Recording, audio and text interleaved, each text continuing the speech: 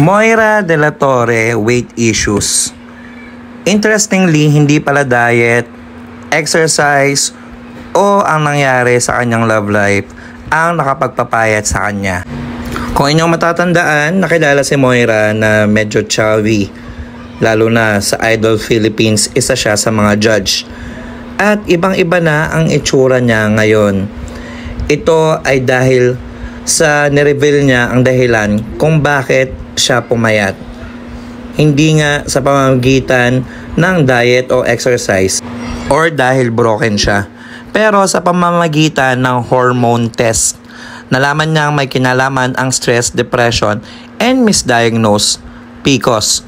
Saad pa niya, I've been known to be someone whose weight fluctuated a lot and I get conscious not really because of my physical appearance but more so because of how I felt internally. So may tumulong talaga sa kanya. Siyempre, professional help from doctors na nagbigay ng pills para sa kanyang hormones. So yung pala, kaya pala siya namayat, no?